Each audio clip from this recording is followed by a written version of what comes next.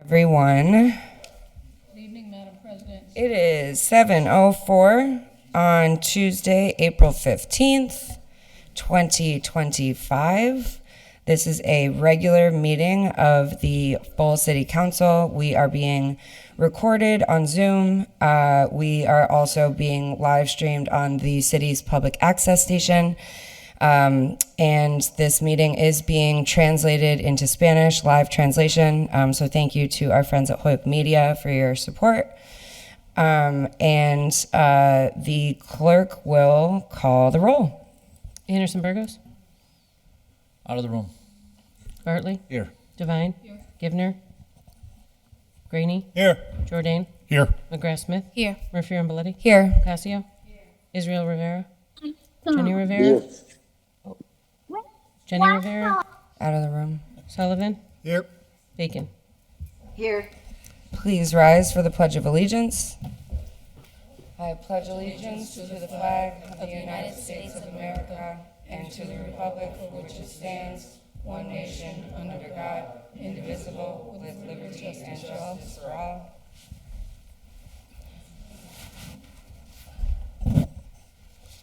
And before we get started on anything, I would entertain a motion. This is because we have counselors zooming in remotely. I would entertain a motion to take a roll call vote that for the purposes of this meeting would be applicable to all motions to receive, to refer items to committee, remove items from the table, place items on the table, package items together, comply with items, or suspend the rules unless there is an objection. So moved. All those in favor? Aye. Any opposed? All right. We are going to get started first with public comment. And first on the list, I have David Weinberg of 3 Hillcrest Ave. David, if you'd like to come up to the microphone and just make sure that is on, I am going to set a timer. Everyone has, everyone has 2 minutes to speak. And I will give you an awkward heads up when you have about 30 seconds left, and we'll go from there, okay? Okay. You can start with your name and your address for the public record, and then I'll start timing. I'm David Weinberg, 3 Hillcrest Avenue. I'm going to talk about the Victory Theater. Go for Start? it. Yep. Why the Victory Theater has not yet been restored. Follow the money. The City Council needs to take back the $1.2 million of free services provided to MIFA. On the chart downloaded from the MIFA website on December 4th, 2024, it's listed $6,315,000 federal historic tax credits. This is false.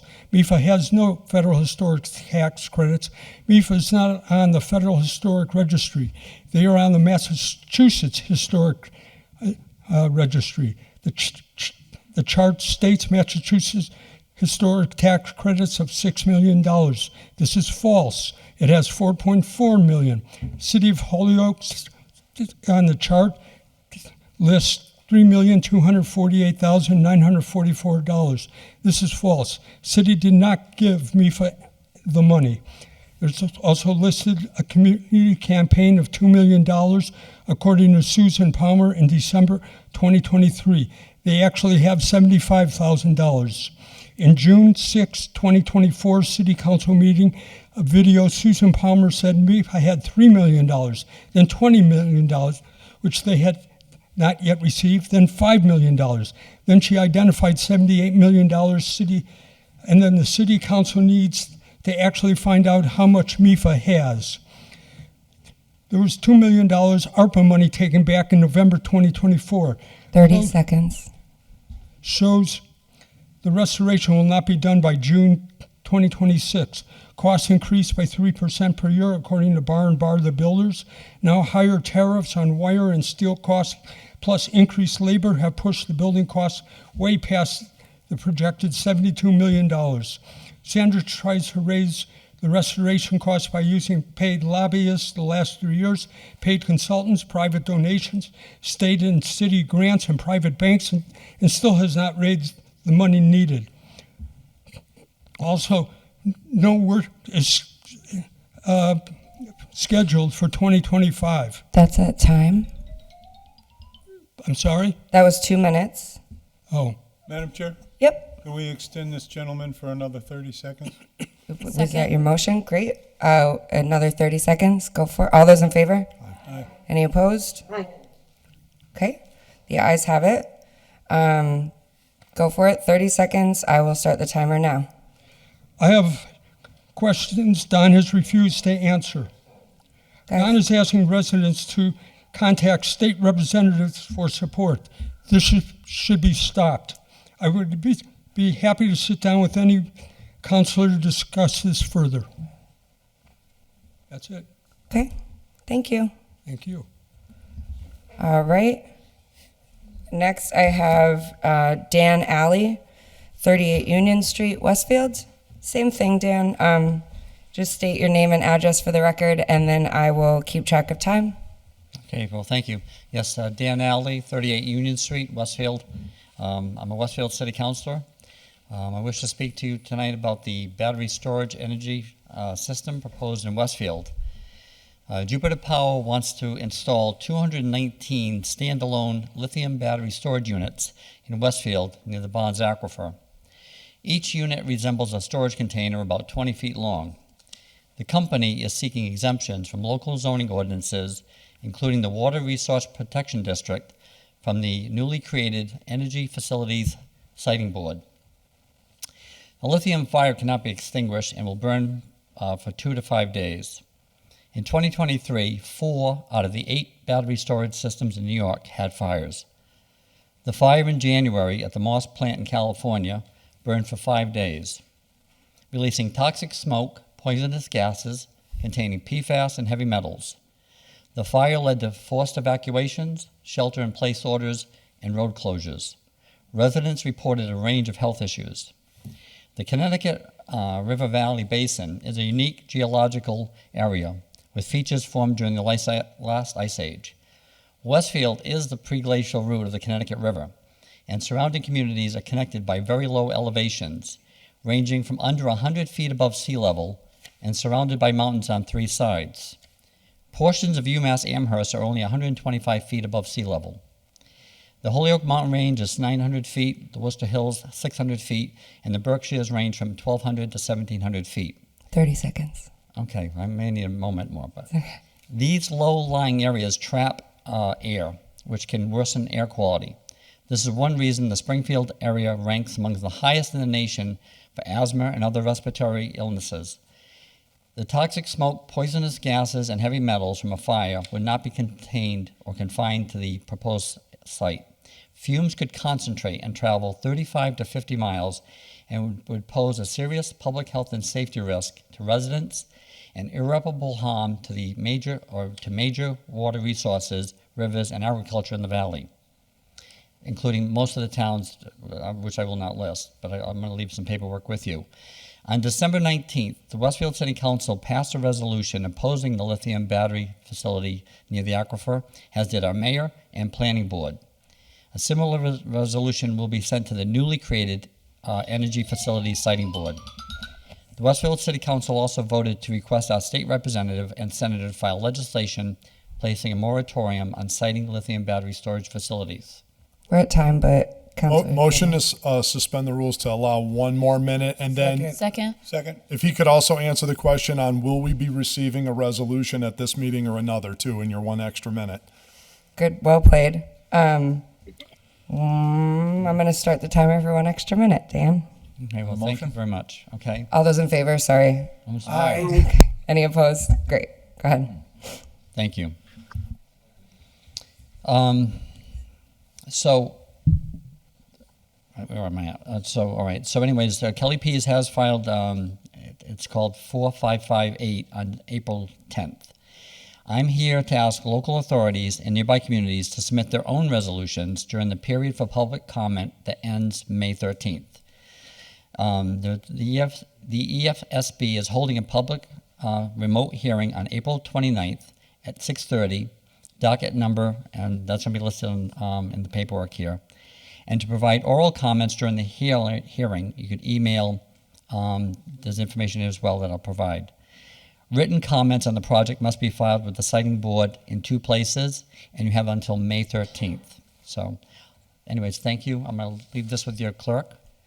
All right. Thank you. And your clerk can actually contact our city clerk. We have copies of resolutions. Many towns are already considering those resolutions. And I believe there is one counselor on the agenda this evening, filed by Counselor Bacon. Oh, wonderful. Thank you. Thank you. What's that? Thanks for coming, Dan. Yeah, thank We'll you. put the resolution. Okay. Thank you, Counselor. Thank you. Is it going to go to committee, or are we going to vote on it?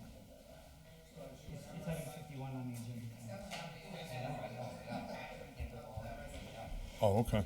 Do we have, what's the agenda item on that? 51. Madam Could we President, suspend the are there- rules to go to item 50? Yeah, I do see. Sorry, Counselor Bacon, your hand is up. Second. I didn't know if we were finished with public comment. I was also going to just take a moment to make sure that I'm not missing anyone online for public comment. No one's online at all. Sad face. Oh. Okay. And I don't see anyone else in council chambers, so If you would be willing, I would be grateful if you could suspend rules and take up item 51, and I'm hoping mentioned that. we could receive and adopt the resolution so that we could file it timely for that public hearing date. sure. Thank you. So the motion was made and seconded to suspend the rules, to take action, to take items out of order and take action on item 51 filed by Councilor Bacon. I'll just read it into the record. It's order that the City Council adopts the attached resolution in support of the City of Westfield and for the good of Holyoke. The public hearing information and timeline for comments is attached. And I just want to make Everyone sure. did receive a copy of the resolution Yes. and the public hearing notice in their packet. So the first motion was to suspend the rules and take item 51 out of order. All those in favor? Aye. Any Aye. opposed? And then the second was to take final action and adopt the resolution. Is that right, Councilor Bacon? Yes, please, and then forward it timely to the proper location for the public hearing. Sure, If our administrative assistant or our city clerk, I'm not sure who could do that. sure. So motion was made and seconded to take final action on 51 and refer to the proper individuals as part of the public hearing. Is there any other discussion? Councilor McGrath-Smith? I fully understand the concern that's referenced in the resolution. My only concern with moving forward with voting for it myself is that we already have such battery facilities in our city. We have another one that is proposed through HEDIC that is already making progress. So I just think that, yes, I have a lot of concerns about what it looks like where site planning review does not take topography into account. There's no way for them to do so. They look at the parcel. They're not thinking about, oh, you're in a valley. This kind of project is going to affect you very differently than if it was somewhere else. There's a reason why we have the highest rates of asthma in this valley. And it is because roads, traffic, industry, these things impact us at a greater level than they would if you situated the exact same facility just 80 miles north, right? It has to do with topography, but site planning can't address that. So I understand this. We should be worried about lithium fires. I recently put forward a communication around the lithium battery in Holyoke and the Holyoke Fire Department having to say we need to be very concerned about anyone thinking they should take one of the e-bikes into their apartment buildings. You should be thoughtful about that because one caught on fire. Lithium batteries is something that is relatively new. This is new technology that we're understanding. And initially, there weren't these same concerns. Now, there are a lot of concerns starting to happen because now we have enough of these facilities. People are starting to see patterns in these fires occurring and how dangerous they are because you cannot put a lithium fire out with water. You just have to let it burn. And that means that all of the toxicity of that is going to go into the air. In some locations, that would not be such a bad thing. but a place here where things get trapped in a valley, it matters.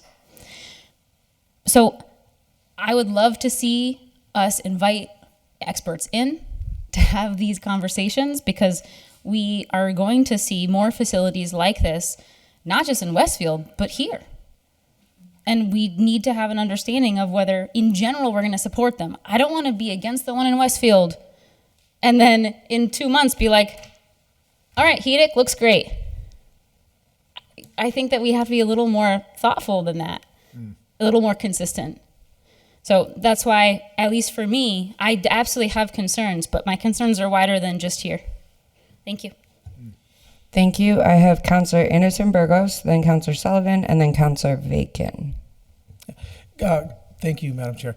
Councillor McGrath-Smith raised important and valuable points.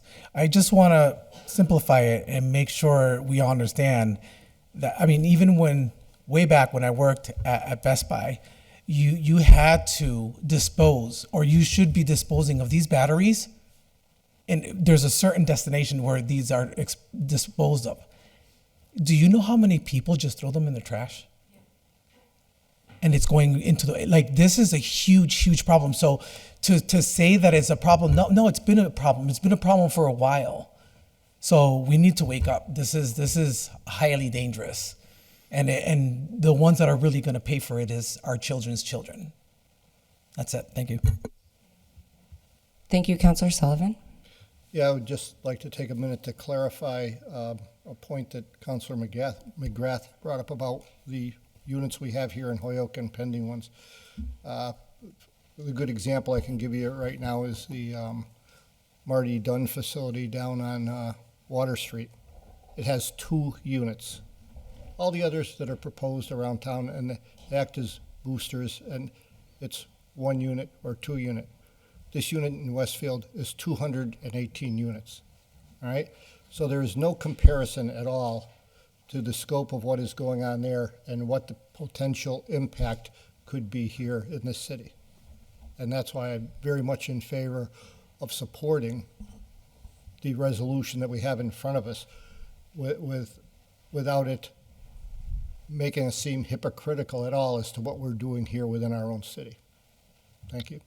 Thank you, Councillor Vacan, and then Councillor Greeny. Thank you, Madam President. Councillor Sullivan largely made my point. The thing is, when we are so close geographically, a project like this that is 200 times larger than probably anything we would be entertaining in the near future is a very daunting situation when it's within, I think, 3 to 5 miles of our own border. So we are a separate city. We will be making separate decisions about siting other storage units. But in this particular situation, I think we are joined by our common geography. Thank you. Thank you. I have Councillor Greeny and then Councillor Israel Rivera. Madam Chair, I am fully in favor of this resolution. The future of Holyoke and the future of the Valley really depends on our resolutions and our actions on these issues. This is critical. We need to move forward and just support this resolution to protect the children of Holyoke and the people in the Valley in the future. Thank you. Thank you, Councillor. And Councillor Israel Rivera. Thank you. I think I'm trying to find out if there's a way we could do a little bit of both, because I do agree with the part where Councilman McGrath-Smith said that it's a little hypocritical. I don't care how many it is. If I'm a property owner and somebody next to my house is able to have something that a battery, because I know we were talking about this potential that people could have them in their backyard type thing at one of the ordinance meeting, or like at least close, as long as they're gated in and they're protected or whatnot, or something close to it, at least in the past. So to me, it's like, is there a way where we can still support the resolution, because I support it, but at least incorporating the language, at least identifying that we do support at a smaller scale certain things, just so that way, on one end, we're not saying one thing, and on the other hand, we're not. So in the resolution, we can outline saying that we're doing this, but we do this too at the same time. That's all on my end. Thank you. Okay. I just have a suggestion, perhaps. It was mentioned that the public comment section, the public hearing is done on May 13th. Am I right? I DGR, believe, the comments, I believe, are due. comments are due May 13th, right? Before then. When is your next DGR meeting? May 5th. I believe it's May 6th, sorry. No, we have city council on the 6th. So it's, all these guesses are pretty awesome. Is it the 7th? I don't know, 6th? Yeah, May 5th. Didn't I say that? No first? offense, I trust Oh, Jeffrey. yeah, thank you. May 5th it is, folks. So I'm literally just trying to throw out like a compromise. If folks are, I don't want this to go whatever, but if you discuss it on the 5th, refer it out by the 6th, and vote on it then, that's still within enough time. Motion to refer to DGR, please. Second. Okay. Madam Chair, we have a motion on the floor. I am definitely aware of that, Counselor, so I appreciate that. We do have a motion on the floor, and we can vote on that. Counselor Bacon? Thank you, Madam Chair. I'm not against your suggestion, but I would just respectfully submit that if we do approve the resolution, I would be happy to file another order where we could discuss further the pros and cons of citing one or two or any number of the lithium storage facilities within the city, so that we can certainly continue the discussion and have an airing of the issues. I mean, certainly I'll abide by the will of the council, but I just tried to put it forth in a non-controversial manner Totally. in support of their serious concerns. Thank you. Absolutely. I see Counselor Jordan and then Counselor McGrath-Smith. Yeah, I think we're right where we want to be. I think this Westfield situation is a uniquely defining issue that we do need to weigh in. I'm sure you've had constituents reach out to you on this, and people through Facebook and otherwise saying, you know, where is Holyoke on this? I'd like them to know where Holyoke is on something of this scale. I agree with Westfield. I can see why they're really, really concerned. However, the points our colleague has made are all excellent, and we should collectively file an order and kind of get our arms around, because we've had this thing pop up about plants in the city, people actually having them on their own property. We've discussed an ordinance relative to some of battery storage. So, you know, I think a holistic conversation at DGNR would be excellent. So for our next meeting, we could file that, or let's get that on the May, hopefully, or soon agenda, and let's think it through for Holyoke. Thank you. Counselor McGrath-Smith? Yes, I'm absolutely amenable to that suggestion, and if Counselor Bacon would be so willing, I'd be happily co-file that with you. Great. On the motion? All right, so the motion was to suspend the rules and take final action this evening and adopt the attached resolution. Are we doing a roll call vote for this one? Sure. Why Yes, not? 'cause Since of it's a remote. resolution? Sure. The clerk will call the roll. If you vote yes, you're voting to adopt the resolution. Jenny Rivera, Yes. Sullivan, Yes. Bacon, Yes. Anderson Burgos, Yes. Bartley, Yes. Devine, Yep. Givner, Yes. Graney, Yes. Jordan, Yes. McGrath Smith, Yes. Murphy Ramboletti, Yes. Ocasio, Yes. Rivera. Thanks, Dan. Thank you, Counselor. Yes. Unanimous vote. Okay. Madam President? Thank you. Yes, Counselor Sullivan? Yeah, I'd like to make a motion that we remove from committee the order in finance for the transfer of $108,965. Second. Second. $695.56 from cannabis stabilization to solicitor claims and damages. The motion has been made and seconded to remove an item from the Finance Committee, which is a transfer request of $108,695.56 from Cannabis Stabilization to Solicitor Claims and Damages. Under discussion, we all know we need 9 votes to pull something from committee. So, Councilor Jordan, I see your hand first. Yeah. If I may, Madam President, I'm going to speak in favor of. Oh, wait. I'm sorry. Wait, was I? No, I did everything right. Sorry. Okay, keep going. No, you were perfect. All right. You're doing all great. All right. See, keep going. All right. So back to the matter at hand. I am going to speak in favor of taking this out of the committee. I think we do. I think the questions have been answered through our executive session tonight about where we're going with some of these cannabis cases. We have 2 that are live. This puts one of them to bed. There was a few open items. I feel comfortable based on the conversations that I had with the mayor and the law department today at our executive session and otherwise to move forward with these, that this is in the best interest of the city at this time to make this settlement. And I feel they have at this point done the due diligence that they needed to do. And we've done a good job on this one. So I think for the sake of the city and hopefully the overall resolution of the issue, we can move forward now. Thank you, Councilor. Councilor, did you have your hand up? No. Okay. Councilor Devine. First of all, I'd like to thank Councilor Sullivan for making that motion. And second, today is April 15, 2025. I want it to be known that I agree with Councilor Jordan 100%. 100%. Get it in the minutes. Thank you, Kevin. My pleasure. I love it. Oh. We've agreed before, so Yes, that's not the first Yeah. time. That's not the first. First time in a while. I'm loving it. All right. Anyone else?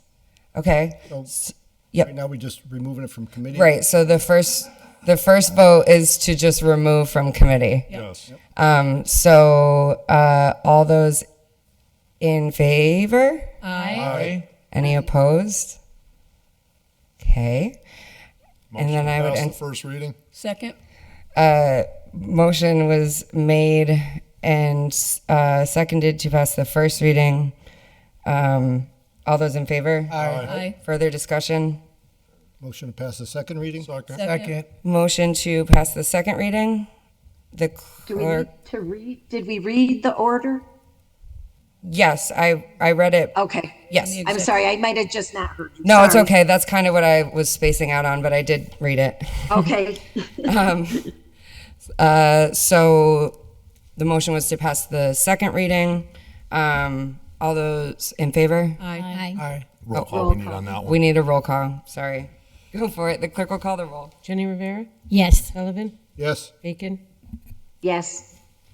Anderson Burgos, Yes. Bartley, Yes. Devine, Yes. Givner, Yes. Graney, Reluctantly, yes. Jordan, Yes. McGrath Smith, Yes. Murphy Rumboletti, Yes. Ocasio, Yes. Israel Rivera. Yes. Unanimous vote. Okay, thank you. With that, you have passed that. Before we get started and head into all of the things after public comment, since our last meeting, the city of Holyoke has lost 2 really great people, 2 Holyoke legends, if you will, and business owners.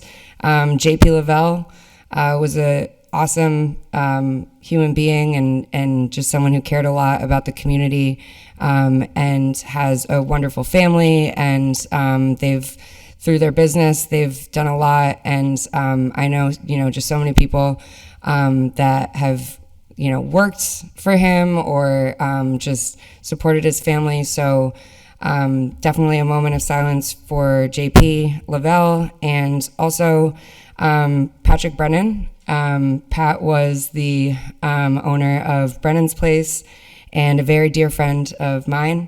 And he had a very brave but short battle with ALS. And so I just want to give a moment of silence for these 2 people. Pat gave a lot to the community and to downtown Holyoke, and he really believed in the city, and he helped me personally in a lot of ways that I will never truly be able to thank him for. So with that, is there anyone else I might be forgetting accidentally? Okay.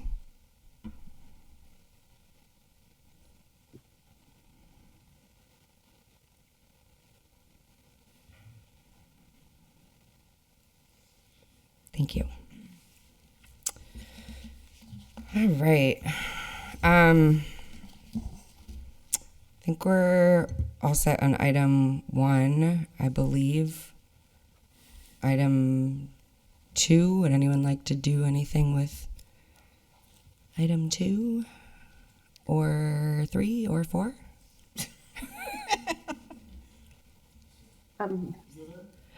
Oh, sorry, Councilor Bacon, I didn't see your hand there. Oh, I just put it up, no worries. Okay.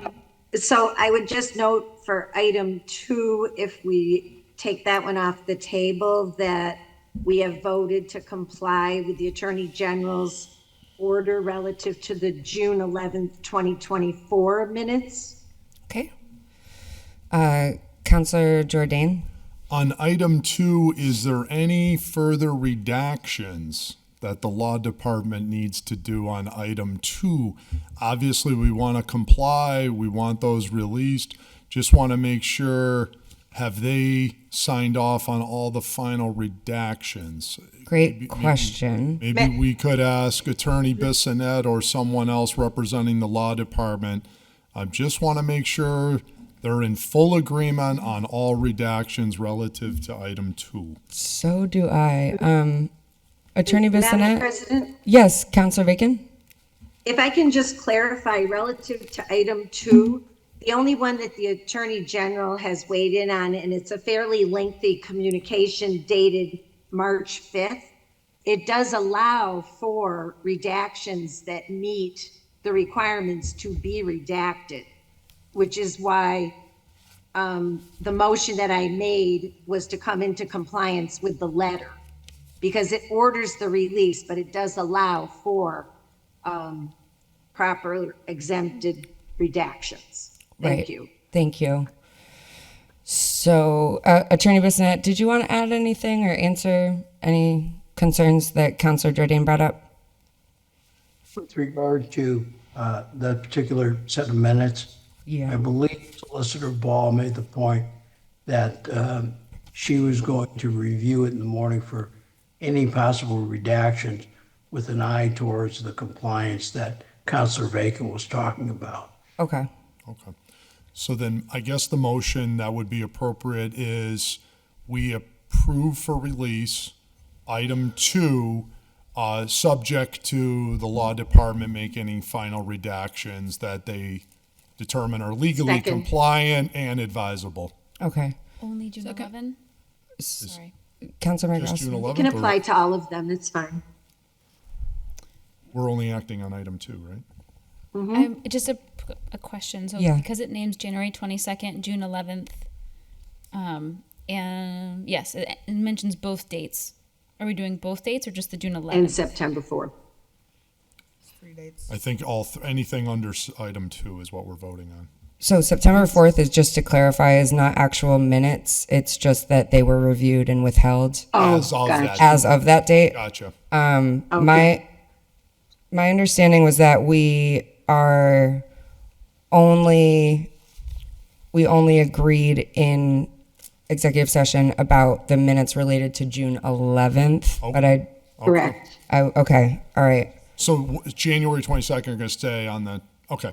So then I'll amend the motion to say release June 11th, 2024, subject to the law department doing their final review and any allowable or advisable redactions that they recommend, and as well as further requested that those be released by the Attorney General's office. Second. Second.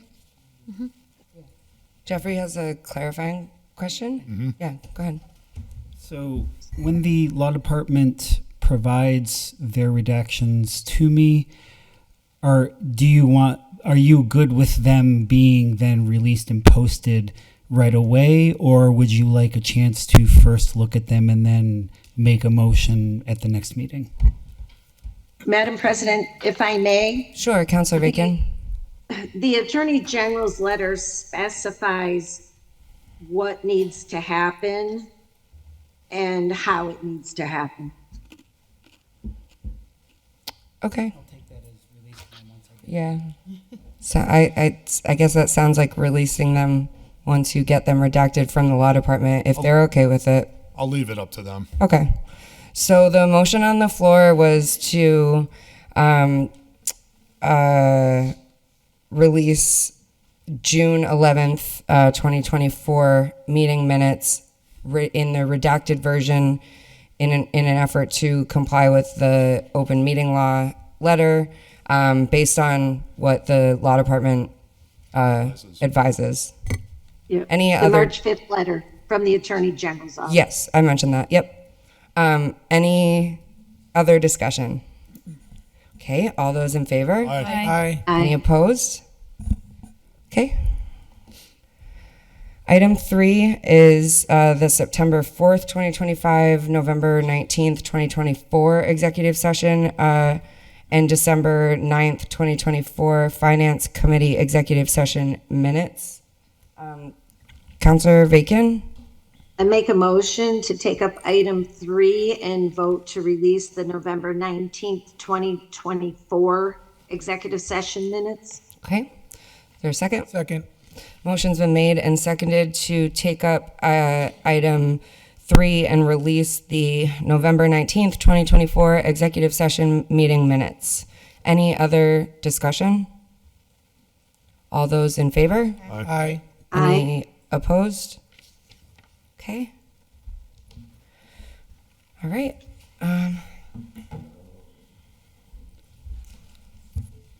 Item 4 is filed by City Clerk, Administrative Assistant. These are the meeting minutes from April 1st, 2025. Motion to receive and adopt. Second. Motion to receive and adopt. Any discussion? All those in favor? Aye. Any opposed? Okay. Madam President? Yes, Councilor I just want to, Devine. if you don't mind, I just want to make sure to go back just one step on that item number 3 where it says September 4th, November 19th, and December 9th. My notes from today, I've got the word hold on December 9th. Correct. We only released November 19th. All right, great. Yep. Thank you. No problem. Okay.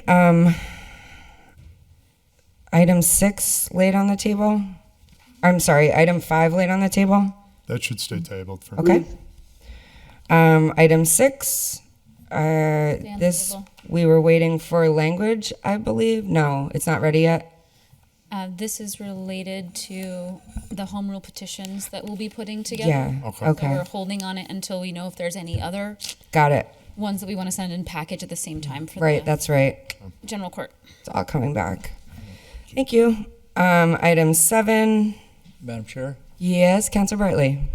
Yeah, I say just leave this on the table because Okay. we didn't, well, we asked for a simple solution and it hasn't been addressed.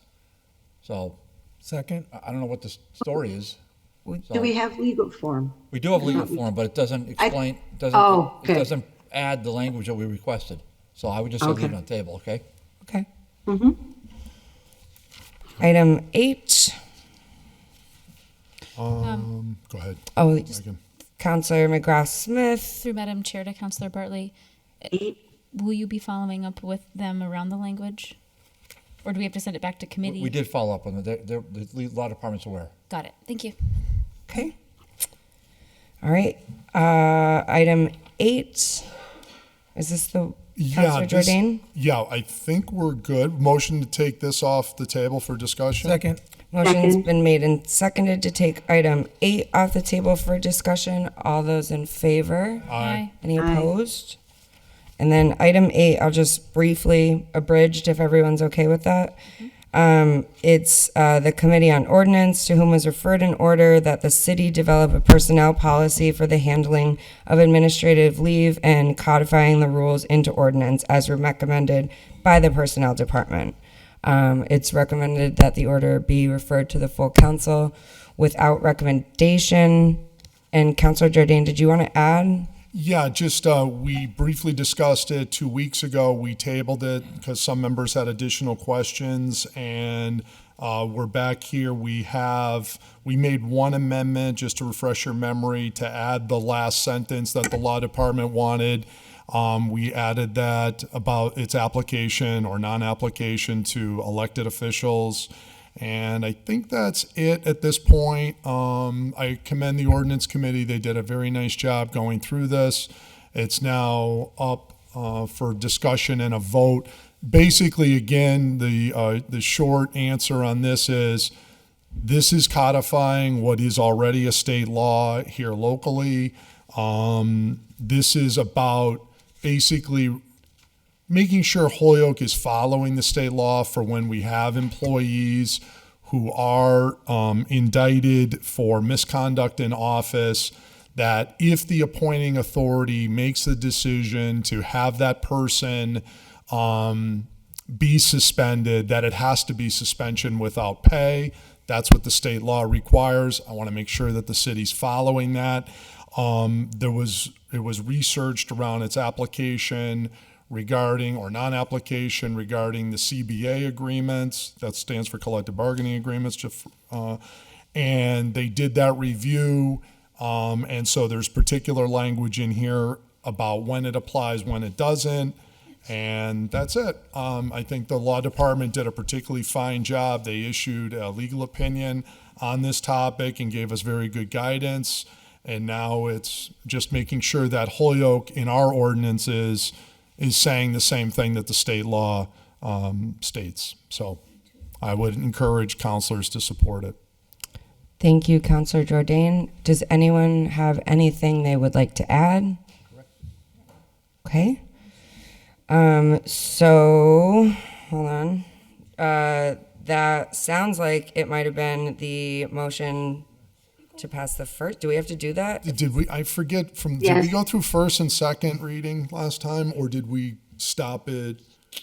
Maybe I think just to be safe, let's go back to the first. I was going to say, I don't even know if we got to it because to be ordained. Yeah, I don't think we. Why got take a chance? So yeah. Motion to pass the first reading. Motion Second. has been made and seconded to pass the first reading. Any other comments? Okay. All those in favor? Aye. Any Aye. opposed? Motion to pass the second reading. Motion to pass the Second. second reading. All those in favor? Aye. And any opposed? Message that the passage be ordained. Motion that the Second. passage be ordained. The clerk will call the roll. If you vote yes, you are voting to adopt item 8. Jenny Rivera, Yes. Sullivan, Yes. Bacon, Yes. Anderson Burgos, Yes. Bartley, No. Devine, Yes.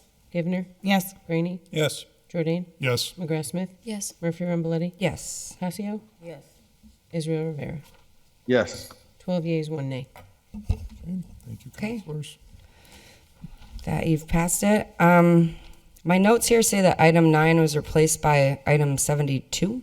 Yeah, so That- motion to return item 9 to the auditor. Second. Motion's been made and seconded to return item 9 to the auditor. Any Take other? it off the table and rescind it. Thank you. Take it off the table and return to the auditor. Any other discussion? Item 72 and replace. Yeah, so we can either after this one, we can vote on that if you want to. All those in favor? Aye. Any Aye. opposed? Oh, wait. Yes, okay. I'm not entirely in here. Do we want to go to 72 now, Madam President? Sounds good to me if you Suspend guys the rules want to go to to. item 72. 72. Okay, motion's been made and seconded to suspend the rules and take up item 72. All those in favor? Aye. Any opposed?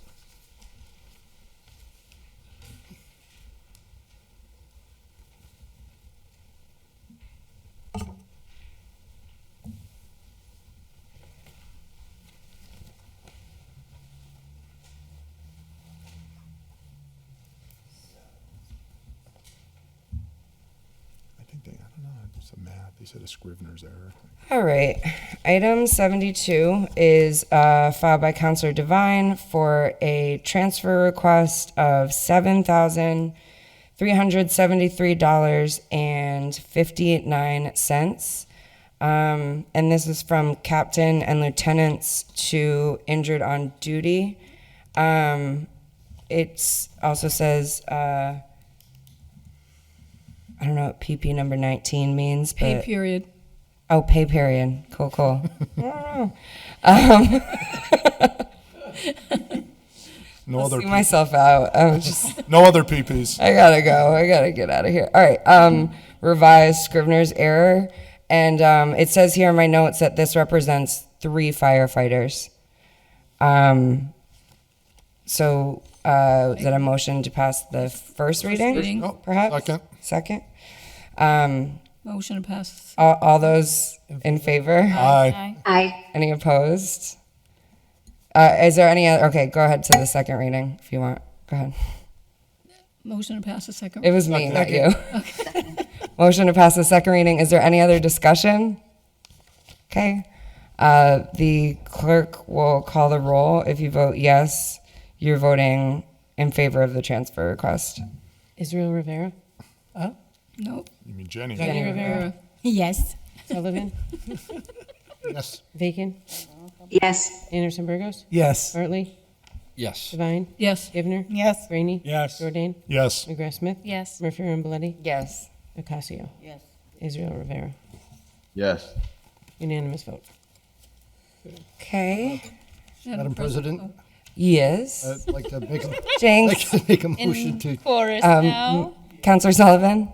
like to make a motion to take, suspend the rules and take 10, 11, 12, and 13 as a package. Second. Second. Motion's been made and seconded to suspend the rules and take up items 10, 11, 12, 13, 14.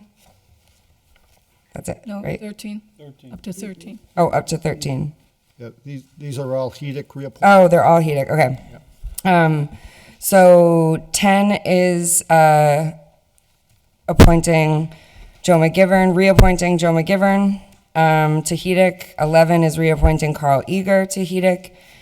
12 is reappointing Callie Nesgoda Flanagan to HEDIC. And 13 is Antonio Quinones to HEDIC, reappointing. They're all serving 3-year terms. All those in favor? Aye. Any opposed? Okay. Do you want to do the next one? And we've got item 14 is from the mayor reappointing Christopher Fournier of 192 Bemis Ave for the as a member of the Holyoke Cultural Council. Make a motion that we approve the reappointment. Second. Motion has been made and seconded to reapprove. Reappoint. Wait, sorry. Under discussion, anything else? All those in favor? Oh, I'm sorry. Counselor Sullivan. No, I missed my cue here. If we took, amend that and take 14, 15, and 16 as a package, they're all reappointments to the Cultural Council. 14. Oh, no, I'm Yeah. sorry. I'm sorry. No, yeah, they say appoint. Yep. Okay, so we'll stick with 14 for now. They're all reappointments. They're all on there now. Oh, is that a typo?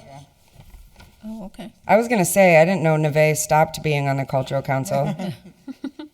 Okay. So make a motion that 15 and 16 be. Second. Okay, so 14, 15, and 16 suspend the rules and Approve the appointment. approve the reappointments. 14 is Chris Fournier of 192 Bemis to the Cultural Council. 15 is Neve Rodriguez to the Cultural Council. And 16 is Timothy Damon to the Cultural Council. Any other discussion? All those in favor? Aye. Any opposed? Okay.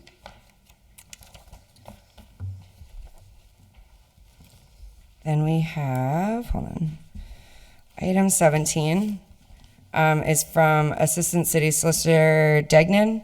Open meeting law complaint response for Councilor Bacon. Motion to receive, please. Motion to receive. All those in favor? Aye. Any opposed? Okay. 18 is from the Holyoke Retirement Board, communication regarding the Holyoke retirement system. Motion to be received. Second. Motion to receive. All those in favor? Aye. Any opposed? Okay. Item 19 is from the city auditor, 2025 year-to-date budget versus actual reports and general sewer enterprise funds. Motion to receive. Second. Motion to receive. All those in favor? Aye. Any opposed? 20 is also from the auditor. It's the fiscal year 2024 actual and fiscal year 2025 actual and estimated pilot payments. Motion to receive. Motion to And send to receive. finance. Motion to receive and send to finance under discussion. Just a copy to the mayor, please. And then a copy to the mayor. Yep. Okay. All those in favor? Aye. Aye. Any opposed? Okay. 21 is from Last Green Valley Seeds co-host community outreach meeting. Receive. Motion to receive. All those in favor? Aye. Aye. Any opposed? All right, we are moving on to petitions. We have 2 petitions. They're both renewals. Yeah, motion to take them up together, Madam President. Second. And approve them pending all the fees are paid. Yep. And you have to do a roll call vote, I believe. Yes, thank you. Motion has been made and seconded to suspend the rules, taking items 22 and 23, taking action to approve the renewals. I'll just double check. Everything has indeed been signed off by the appropriate parties. And is there any other discussion on these before reapproving?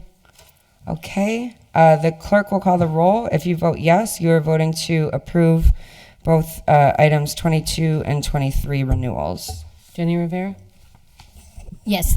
Sullivan, Yes. Bacon, Yes. Anderson Burgos, Yes. Bartley, Yes. Devine, Yes. Givner, Yes. Graney, Yes. Jordan, Yes. McGrath Smith, Yes. Murphy Ramboletti, Yes. Casio, Yes. Israel Rivera. Yes. Unanimous vote. All right. Okay, I have my president's report somewhere. Well, I kind of remember it wasn't too long. Just to let everyone know, tentatively working with the mayor to schedule the presentation of the budget and the state of the city. We're looking at Tuesday, May 13th. And I will follow up as soon as possible to confirm, and I'll have Jeffrey send out a calendar invite. But then that would mean shortly after I'd try to get the schedule out as soon as possible for budget hearings, which will take place probably a couple of them maybe in May, early June. And that's one update. Now I can't remember. Please hold.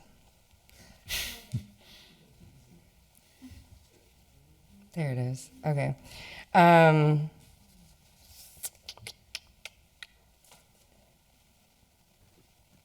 Not much else. Oh, the fireworks. We found out that the fireworks are on Friday, June 27th. Oh, all right. And there's a rain date for, I think, the 29th. And that's when you should all have my birthday present by then, because my birthday's on the 4th of July. So those fireworks are for me. I don't know if you knew that. Anything else that you guys... What? Oh, and I did need to announce that I recently... the mayor and I provided an exemption from the city ordinance to allow the parking advisory committee to meet at 11 a.m. at their next meeting, which is scheduled for Friday, April 25th. They're preparing an agenda and will follow open meeting law. So So that's all I've got. Counselor Anderson Burgos. Yeah, I just wanted to point out that your sidekick is the next day. His I birthday know. is July 5th. The 5th, which is also my dad. There's a lot of great birthdays that week. Madam Chair, Yes, Counselor. for the public location of the fireworks. Holyoke Community College. Thank you. Thank you. Madam President, Yes, who is that? Jenny. Hi. I'll be in a conference in Chicago from the May 12th to the 16th. Okay. So I won't. Okay. Thank you. Anything else? The Windy City. All right. We're going to move on to reports of committees. First up, we have the Ordinance Committee. Item 24. Counselors, I know Counselor Rivera, you mentioned that we can sign any orders for you. Counselor Bacon, are you good with the? I'm okay. Mhm. Okay, thank you. Thank you. Madam Chair, Yes, Counselor Rivera. so two things. One is I forgot, I was off, I was in, I had my daughter, so I forgot to mention that in the President's report, I wanted to congratulate Jesus Morales Jr. being Youth of the Year for the Holyoke Boys and Girls Club. Oh, nice. Being submitted to the larger cohort to become Youth of the Year too as well. And then I want to entertain a motion to take a 24 and 25 as a package. Second. Awesome. Okay, motion's been made and seconded to suspend the rules and take items 24 and 25 as a package. All those in favor? Aye. Any opposed? Item 24 is the Committee on Ordinance that the City of Holyoke, acting by and through its council, create a finance department as provided for in the statute, subject to implementation by city ordinance, approved with an effective date no later than December 31st, 2025. And item 25 is the Committee on Ordinance referred an order that the City of Holyoke accepts and adopt the provisions of MGL Chapter 43C, entitled Optional Forms of Municipal Administration. Both are recommended that the orders be given a leave to withdraw. Counselor Rivera? Thank you. Last week, in collaboration with the chair of the Charter and Rules Committee and then the makeup of both committees, we were able to host two different meetings, but on the same night to try to get some of these items addressed with regards to developing a finance department and moving from an elected treasurer to an appointed treasurer. With that, we discovered that some of the orders that were filed, not that we couldn't take this process, which is 24 and 25 around Chapter 43C specifically. It's just that there is another way that a Solicitor Bissonnette had recommended that we could probably take as an approach. So we as a committee decided to pursue that avenue, mostly because it seemed less arduous in a sense and less work for us. Not to say that we don't want to do the work, but whatever's faster to get the same result, work smarter, not harder. Ultimately, we decided to give these items leave to withdraw. It's not to say that we're still not working on the same, the goal. We're just taking a different avenue with this approach. But if anyone else has anything else to add, any other committee members or members on Charter and Rules, I know that this isn't Charter and Rules a report out, but it is this item. So feel free. But that was just my report out. Thank you. Anyone have anything else to add? Yeah, just a motion. Councilor Bartley? Motion just to receive and adopt the committee report. Yep. Second. Motion's been made and seconded to adopt the committee report, which is giving leave to withdraw. All those in favor? Aye. Any opposed? Thank you. Moving on to finance. 26 is Committee on Finance was referred an order that the Board of Public Works be invited into a finance meeting to discuss roof repair projects. The board is aware of some challenges and issues associated with this project. These include interior damage, and before the contract closes out, we propose a discussion with the finance and city representatives, and so it's recommended that the order has been complied with. Councilor Devine? Yeah, motion to pass the first reading. It's just complied with, Okay, so. I need to read something as well, though. Just your update. Okay. We met with Mary Monahan and Libby Hernandez from the Board of Department of Public Works, and they met That board met on April 1st, 2025, which is Juan Anderson Burgos' birthday. The commissioners voted unanimously to request the city solicitor's office to secure the services of KP Law, and this is, anything here is going to be paid with ARPA funds. So we had a good meeting. Does anyone have anything that they would like to add? Okay, so the motion is that the order has been complied with. All those in favor? Aye. Any opposed? Okay. Let's see, 27 is the Committee on Finance, whom is referred in order that the City Council accept the provisions of the EOEEA Municipal Vulnerability Preparedness MVP 2.0 Planning Grant, $102,420, no match, and authorizes the establishment of a fund. Recommended that the order be adopted. Councillor Devine. Yoni appeared on Zoom about this grant. It's a no-match grant from the Executive Office of Energy and Environmental Affairs for the Municipal Vulnerability Preparedness 2.0 planning process. This effort will update the climate resilience properties from our 2018 MVP planning process. So it was a good meeting, and I believe a couple councilors had asked questions of Yoni. Thank you. Councillor Sullivan? Yeah, what I really liked about this grant is 52,000 of it is for the planning and public outreach, but on different than what we've received in the past, 50,000 of it will actually be for a seed project, an actual physical project that results from the community input. So that was worth noting also. Thank you. Any other discussion on item 27?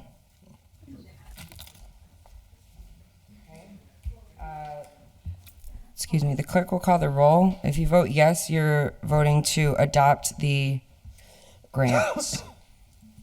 Jenny Rivera? Yes. Sullivan? Yes. Aiken? Yes. Anderson Burgos? Yes. Bartley? Yes. Devine? Yes.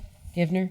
Yes. Graney? Yes. Jordan? Yes. McGrath Smith? Yes. Murphy Ramboletti? Yes. Ocasio? Israel Rivera? Yes. Unanimous vote. Thank you. With that, you've passed 27. Okay, item 28 is the Committee on Finance, to whom was referred in order that there be a transfer of $38,600 as follows from school capital outlay to COA R&M building. Recommended that the order be denied. Councillor Devine. Probably best to let, it was a 1-4 vote. I was the only one that voted yes for the transfer. So if anybody that, excuse me, voted no, certainly they can speak about it. But it does seem like eventually we're going to get there, but it wasn't going to happen at the finance meeting that night. Okay, Councillor Givner. Thank you, Madam Chair. Some good points were brought up, for needing the Council of Aging to have new painting. However, taking it from the school capital outlays didn't seem like the best idea for the funds. There was discussion about budget cuts and how the school department might be affected, and so the consensus was that this was not really a necessary update at this time, and that the Council on Aging should put it in their budget and request that money for painting in the future. Does anyone have anything to add? Okay. So is there a motion to adopt the committee report? Motion to adopt the committee report. Second. Under discussion? Any other discussion? Okay. All those in favor? Aye. Any opposed? Aye. No. Thank you. Was I supposed to do a roll call vote, Brenna? No, this would not. Well, for second reading, yeah, not first reading. Now we have motion to adopt the second. It's a committee report. Right, but we're still on first reading though, right? So we usually do voice votes on first and roll call on second reading. So why don't we do motion to pass the second reading? Second. Motion was to pass the second reading. The clerk will call the roll. If you vote yes, you're It's voting to deny. to deny. Right. And if you vote no, you're voting to approve. Exactly. Jenny Rivera? Yes. Sullivan? Yes. Bacon? Yes. Anderson Burgos? Yes. Bartley? Yes. Divine? No. Givner? Yes. Graney? No. Jordan? Yes. McGrath Smith? Yes. Murphy Ramboletti? Yes. Ocasio? Yes. Israel Rivera? Yes. 11 yeas, 2 nays. Okay. With that, you have denied the transfer request.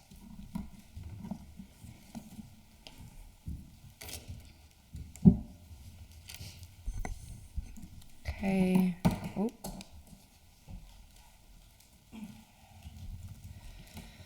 Okay, 29 is the Committee on Finance, to whom was referred an order that there be a transfer of $12,000 as follows: from firefighters to hazmat overtime and hazmat team. Recommended that the order be adopted. Counselor Devine? Motion to pass the first reading. Second. Motion's been made and Sorry. seconded. It's okay. I don't have the fight in me today. We can do the first reading and whatever. It's okay. I'll amend that to motion to pass the second reading. Whatever you want. I don't want to have a fight tonight, so you can, whatever you want. Do you want to do the, Doesn't matter, it's approved. I First can reading. explain why it's approved. all right, so we're going to do motion to pass the first reading. Under discussion, Counselor Devine. Yeah, there are 2 new members of the hazmat team, and this money is going towards overtime, which will be reimbursed. Okay, anyone else? Counselor Graney. A little fight just to keep the tradition is. We'll save it for our next meeting. I respect that. Yeah, there's we some got good ones for that. We'll save it for May. Our powder dry. Have faith in us. You guys are lucky. I don't have it in me tonight. Is there a motion to pass the second reading? Oh wait, we didn't do the. Okay. Motion to pass the first reading. All those in favor? Aye. Aye. Aye. Any opposed? Motion to pass the second reading. Second. Motion's been made and seconded to pass the second reading. The clerk will call the roll. If you vote yes, you're voting to approve the transfer. Jenny Rivera? Yes. Sullivan? Yes. Bacon? Yes. Anderson Burgos? Yes. Bartley? Yes. Divine? Yes. Givner? Yes. Graney? Yes. Jordan? Yes. McGrath Smith? Yes. Murphy Ramboletti? Yes. Ocasio? Yes. Rivera? Yes. Unanimous vote. Okay, that you've passed it. Item 30 is a transfer request of $78,000.50 from school capital outlay to fire capital outlay equipment. Recommended that the order be adopted. Counselor Devine. Motion to pass the second reading. No. I don't know why I get mixed up on that. I know. Sometimes it's first, sometimes it's second. Yeah, it depends on how I'm feeling, I guess, right, tonight.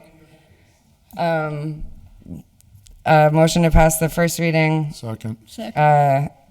Any other discussion? Or Counselor Devine, go ahead. Yeah, this is to replace the portable radios. They no longer make these radios, and they're also recommended by the state. Digital mobile radios, Hoyoke NX-5200 K2 radios, and that's what they're for, is new radios that are desperately needed. Other discussion? Okay, so the motion was to pass the first reading. All those in favor? Aye. Any Aye. opposed? Motion to pass the second reading. Second. Motion to pass the second reading. The clerk will call the roll. If you vote yes, you're voting in favor. Jenny Rivera? Yes. Sullivan? Yes. Bacon? Yes. Anderson Burgos? Yes. Bartley? Divine? No. Yes. Givner? Yes. Graney? Yes. Jordan? Yes. McGrath Smith? Yes. Murphy Rambotti? Yes. Passio? Yes. Rivera? Yes. 12 yeas, unanimous vote. Okay. We did 31. We did 31. And so, all right. Thank you, Finance.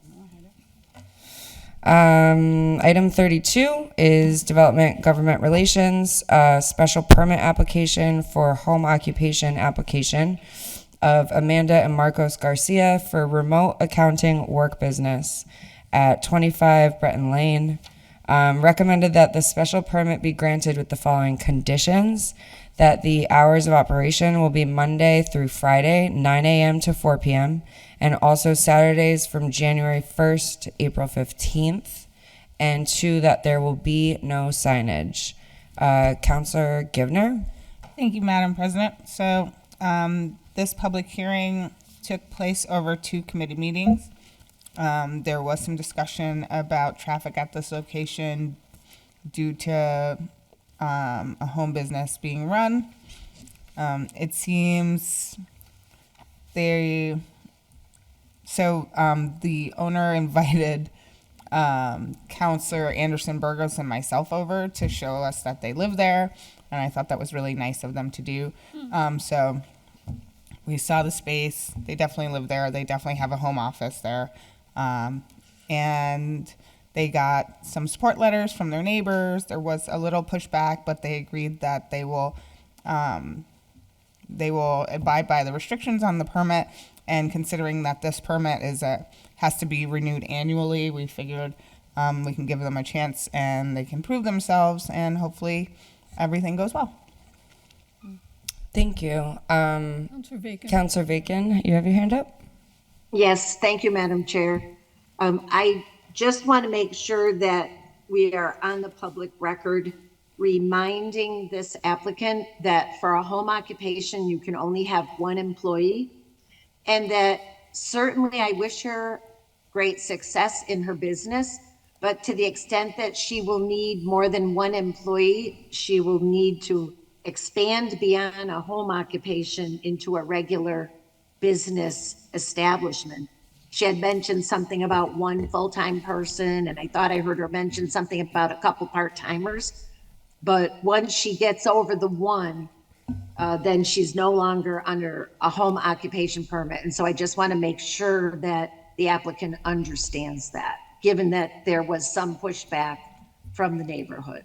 Thank you. Thank you, Councilor. I have Councilor Anderson Burgos and then Councilor Devine. Thank you, Madam President. So yes, that is correct. The applicant did state that she had multiple employees, but they work remotely. They do not work. They live out of state and work remotely. Right, they work remotely. That, just to clarify that. And we did visit the residence, and that's exactly what we saw, was people actually living there. But yeah, overall, they got my vote. Thank you. Thank you, Councilor Devine. Yeah, so the only question I had was one of the neighbors was concerned about all the cars that were parking there, and I'm just wondering if anybody asked that question, why there were so many cars. Does anyone want to? Sure. So there are cars that stop by regularly because it is an accounting service. So people pull up and leave. They have 2 parking spaces in their driveway. If I remember correctly, the house is like a 4-family. So I honestly think, and maybe this is just me, but a lot of households, there's 1 car per adult. So there's really usually only 2 cars there or 1 car there, but there are cars coming and going. The husband and both of them as a couple have multiple properties in Holyoke and in the surrounding area. So they are landlords. So they come and go from the house frequently with other people because they live there. So there's never cars parked overnight, and it seemed like there were often 3 to 4 cars coming and going. Most people drop things off or email them in, and we didn't see a ton of traffic when we went in that neighborhood. We did drive around the neighborhood just to look, and I saw some pretty suspect things in some of the in that neighborhood that I would never report. But yeah, I didn't notice anything unusual, but I think, given that this is a 1-year permit, this is something that the neighbors can continue to pay attention to. Thank you. Councillor Greenie? Like to move the question, please? Sure. So, the Councillor McGrath-Smith? Through Madam President Yes. to Councillor Greenie, if I could ask one question? Sure. Thank you. You. Don't mind With me, I'm grace. just here for show. My question is, you mentioned the employees being Zoom employees, and I just wonder, in terms of the special permit, if someone has multiple Zoom employees, like, does it have any impact on the fact that they're a home? I'm just wondering if there's an exception for if you are a Zoom-based business where your employees are not ever coming to the house, and thus they're not impacting the neighborhood. Do we have a rule on it? I'm just asking if we have a policy. My understanding, if I may, is just that it's for on-site, employees on-site, but that's just from my time on DGR. But Thank you, Madam President. cool. Councillor Jordan? Are we sure this is a 4-family house? It looks, one, it's zoned R1. It's a 4-bedroom, sorry. Oh, okay, I was gonna say a 4-family on Breton I didn't Lane. think- Yeah. All right. Sorry. Okay. I was like, I didn't know there's zone multifamily out Thank there. you. All right. It's a 4-family house. They're lucky there's not 12 cars there. Oh my gosh, all right. We've been here too long. Sorry about that.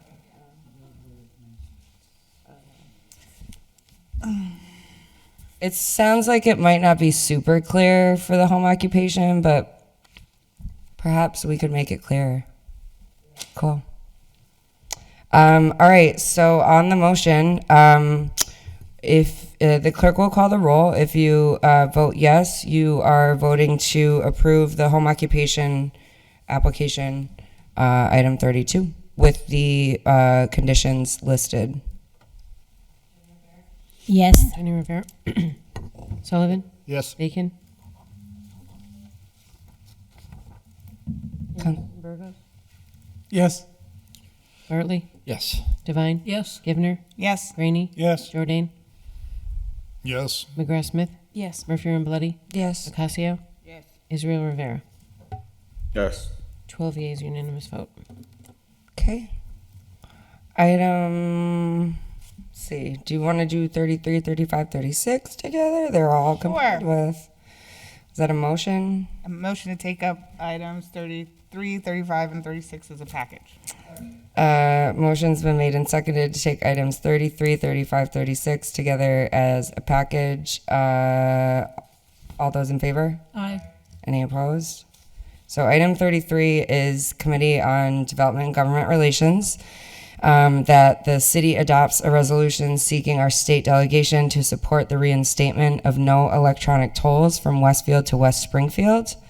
And 35 is DGR, that the DGR chair invite the state delegation to a future meeting. And 36 is also DGR, and referred in order that the committee invite its state delegation. All three orders have been recommended that they have been complied with. Councillor Givner. Thank you, Madam President. So this was a nice discussion in DGR where lots of questions were asked, not just the questions, in the item 33 order.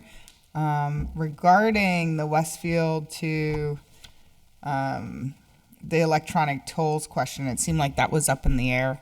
But the case was made that this could help reduce, tractor trailer traffic on Homestead Ave in Holyoke. So we recommended that it was complied with, but it was made clear that we would like our Rep. Duffy and Senator Vilas to keep looking into the possibility of this to mitigate traffic through Holyoke. Did anyone want to add anything to that? Anyone? Oh, I certainly do. Sure. Councillor Bartley. Is that for all committee?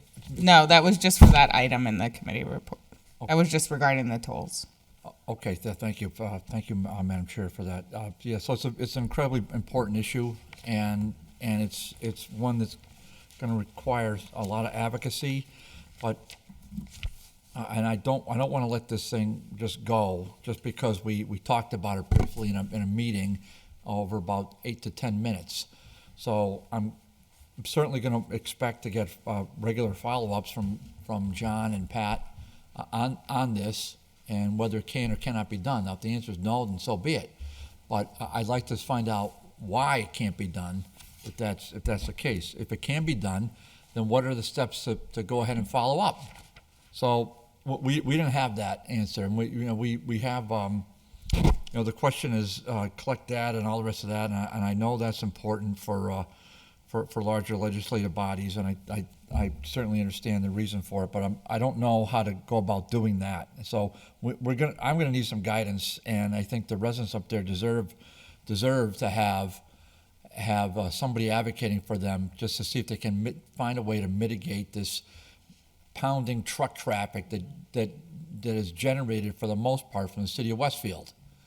So these aren't truckers from downtown Holyoke coming up to Homestead Avenue to avoid the Mass Turnpike. This is from the city of Westfield and environments there. So there's got to be a way to maybe find a middle ground on this, but it starts with somebody from Boston telling us exactly what it is they are doing, when they're doing it, and what the answers are. So I didn't hear any of that night and expect it, but I hope now that they'll be a little more attentive and we'll follow up with it. Thank you. Thank you, Counselor. Anyone else? Or do you want to keep going on your, go ahead. All right.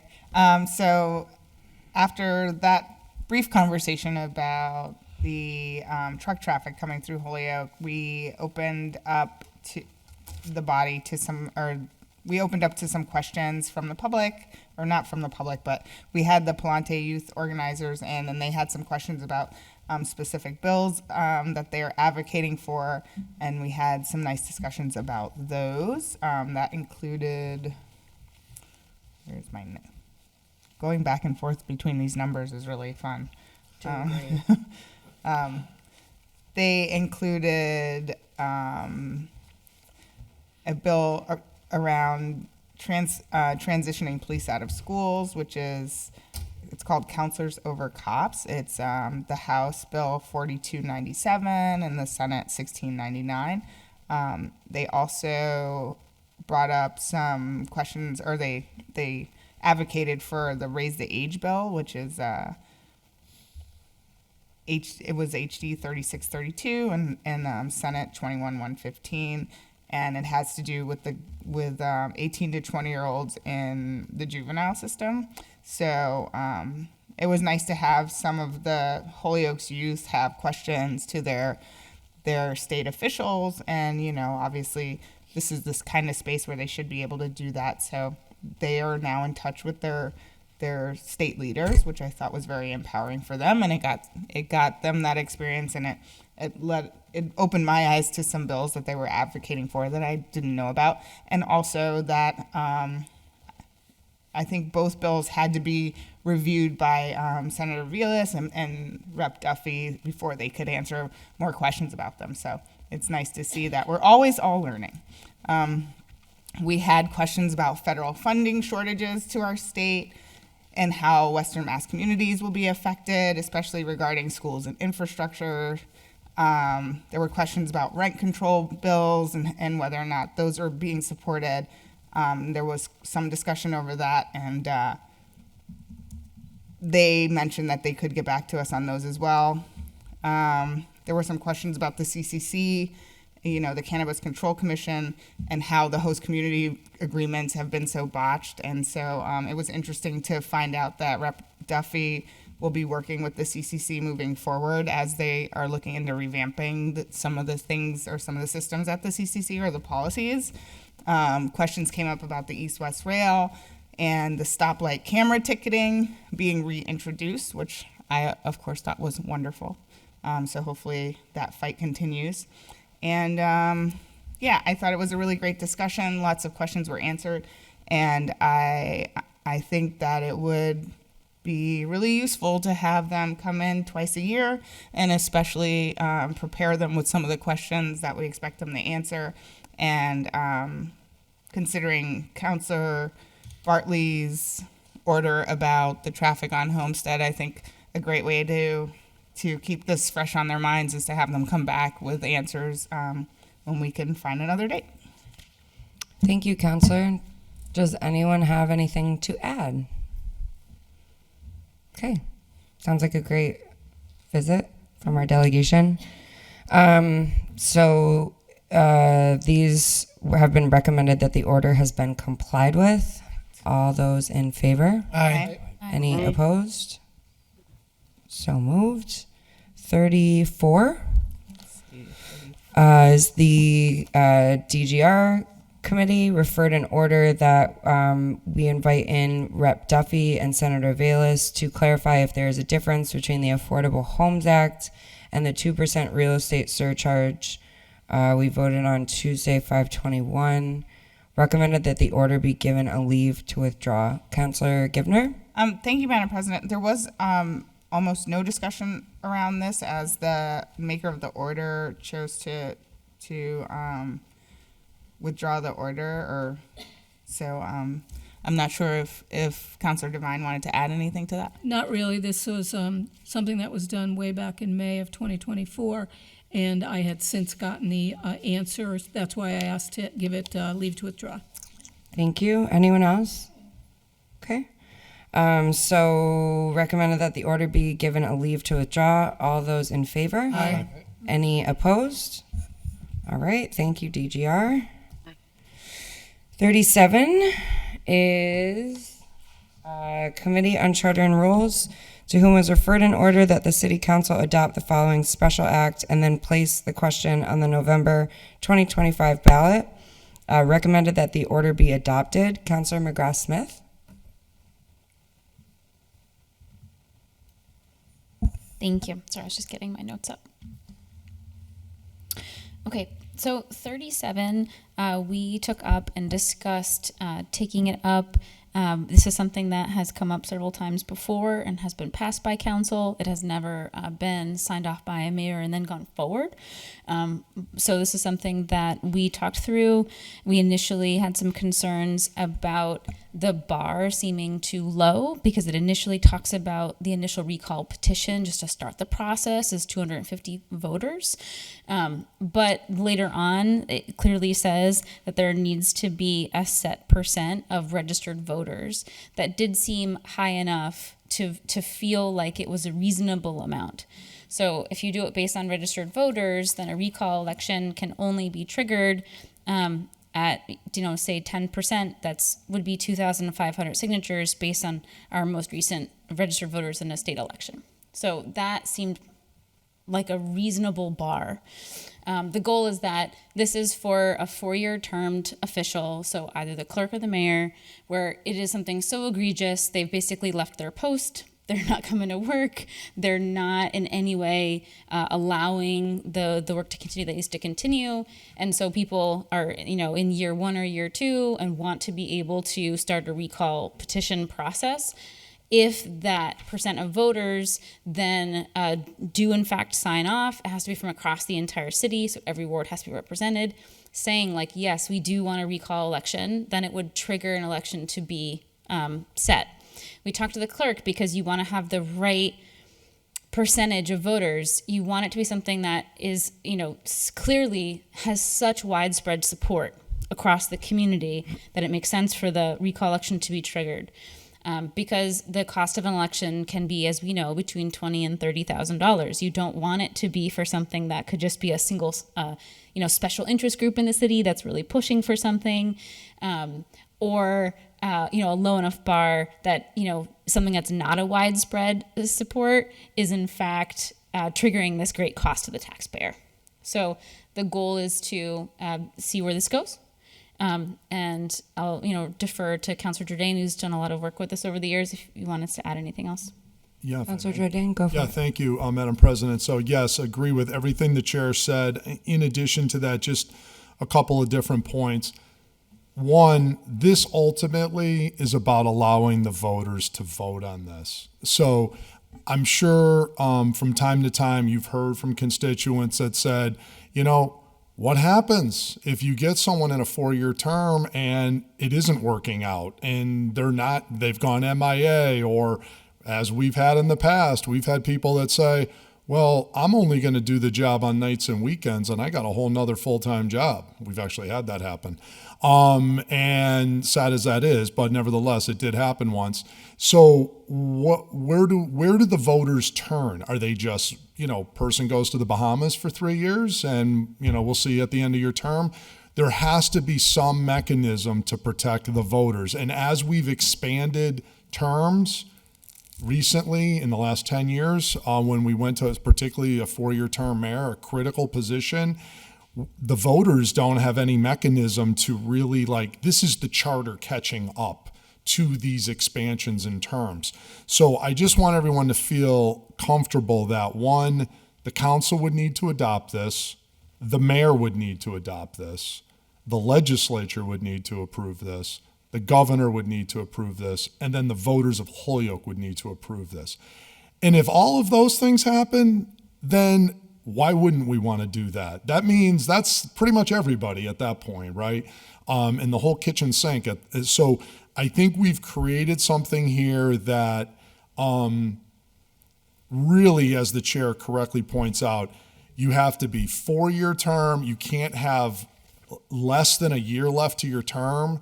So it's even limited in that respect. You have to, just to get the petition, you have to have 250 people on board. And then to return the petition, you got to have at least 2,500 signatures, which, by the way, as we all know, only 5,000 people voted in the last city election. So that's a lot of signatures. Then it even just goes to the ballot. So for all those reasons, and knowing that there's all these safeguards and all these approvals in place, if this is something the voters of Holyoke want, and the mayor and the legislature, then I think we should do it. I think it is appropriate. Hopefully it never needs to be used, but if it needs to be used, it is there for them. Thank you. I just wanted to name the committee report was to unanimously adopt it. I do tonight think that one thing we talked about in committee, but that we never actually did in committee, was to make an amendment to shift the gendered language. In every place here, when they talk about a position, they use he. So at the will of the body, I think it would be great if we adopt the committee report, if we could adopt it, please, with that language being updated. So I'll second that. Okay, so the motion was made and seconded to adopt the committee report and change the gendered language in this attachment to just make it neutral. All those in favor? Aye. Aye. Any opposed? Aye. Okay. Thank you. Do we need, I think we might need a roll call vote. I was wondering because it kind of seems like a big thing, but no one yelled at me, Just in so case. I wasn't sure. So the clerk will call the roll. If you vote yes, you're voting to approve the committee report with the amendments as requested. Jenny Rivera, Yes.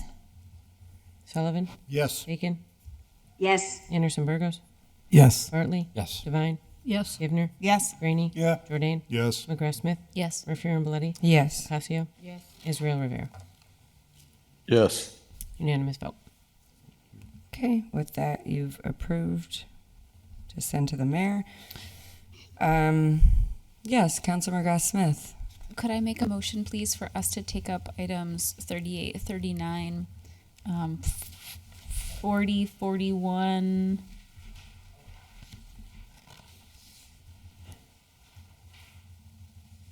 as a package? Second. Motion's been made and seconded to suspend the rules and take up items 38, 39, 40, and 41 as a package. All those in favor? Aye. Any opposed? So Aye. 38 is a communication from our city solicitor, which was an opinion. Oh, sorry, an opinion from KP Law regarding voting requirements for fund transfers and special purpose stabilization. 39 is a communication from the DOR, guideline on appropriation transfers. regarding end of year transfer. And 40 is a communication from City Solicitor Ball, a case of Fuller v. Haynes. And 41 is a communication from Councilor Jordan, email to City Clerk Brenna Leary and City Auditor regarding irregularities of financial transfer votes at February 18th meeting. Those are the only ones. Okay. Can we recommended that? Can we add 42 through 44 as well? Yes, that sounds great. Is there a second? Second. All those in favor? Aye.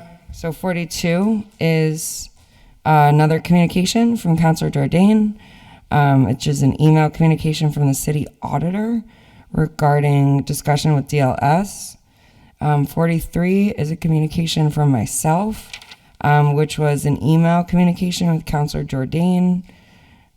44 was is a communication from Councilor Jordan, his response to my communication regarding the first and second readings. It was a tough week that week. We're just trying to fill the agenda for you. Yeah.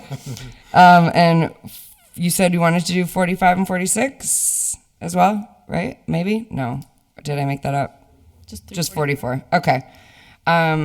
So those are all of those. Councilor McGrath-Smith, they are all recommended that they are complied with. So Councilor McGrath-Smith. Thank you, Madam Chair. We had a wide-ranging conversation through these documents and really delved into a really complex discussion around the goal of rules is when they work well, we all have a common understanding of them, and that common understanding or interpretation of them is what allows, the grease to the wheel. And we've had, interpretations of how rules are, interpreted. We've had an understanding of the charter that has been kind of held, in common under Section 22 for a long time. And when we really delved into Section 22, we're looking at a document that is a very, it's an historic older document, and trying to parse through the sentence structure and the syntax. And I think the conversation ended up in a place where you have folks who feel really strongly that it really does mean what it's always, been interpreted to mean, and other people who pointed out it could be interpreted differently. It could mean something else. And so if we want to have a common understanding of it, or we really want it to be that we, bring something up, we take it off the table, we send it to committee, we bring it back, we then vote on first read, then we vote on a second read. If we want to do that, then we should say it more clearly in our rules, and we should talk honestly about what are the pros and cons of doing that versus adopting the understanding that moving it and having it discussed in committee is a first reading. And when it comes back, it's already been discussed. The committee report is sharing out that first reading. And then the second reading is that we're all now hearing it and having the opportunity to discuss it again here, and then we're voting on it. So I think there's been other, orders that have been sent to Charter Rules or will be sent to Charter Rules to allow us to have that conversation. And I think it'll be a fruitful one where we can talk about the pros and cons of doing that. And I feel good about the conversation we had, and I feel very grateful for everyone who attended and weighed in. I think that it was a really good conversation. Thank you. Councilor Jordan? Yeah, just briefly, just want to thank yourself, Madam President, Councilor Vacan, and of course the chair. A very thoughtful conversation. I thought Charter and Rules did a great job, and I do have item 75 to begin the conversation of how we maybe get to a common understanding. And so looking forward to that, sending over to committee and whatever follow-up together as a group we need to do. Thank you. Anyone else? Oh, I'm sorry, Councilor Vacan. Thank you, Madam Chair. I just wanted to comment that in terms of process, I thought it was a really good meeting in that we were able to, as my father-in-law used to say, disagree without being disagreeable. Mm-hmm.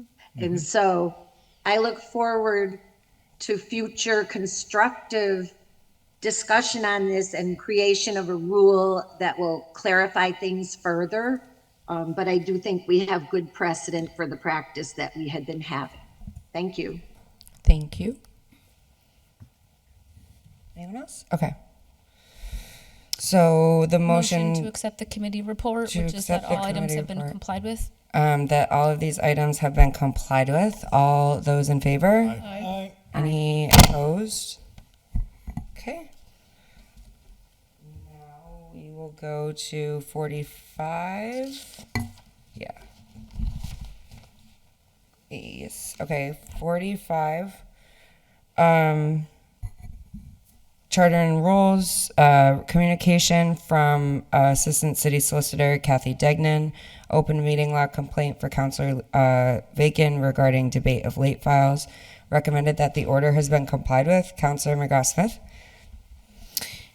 This conversation, we reviewed the open meeting law complaint, and also the next item, if we might be able to take them up together, which was the response. Motion's been made to take items 45 and 46 together as a package. All those in favor? Aye. Any opposed? And so 46 is also a communication from the Office of the Attorney General, response to open meeting law complaints. Recommended that the order has been complied with. Councilor McGrath-Smith. In this case, this was an open meeting law violation. We were able to receive it and to have a discussion in which it ruled that if there had been a violation, it was cured, although it also said that there was not a violation made. We discussed the conflict there in those two pieces, and I think came to a good understanding of what that cure was. But I would love to invite Councilor Vacan to give a brief overview of it. Councilor Vacan. Thank you, Madam Chair.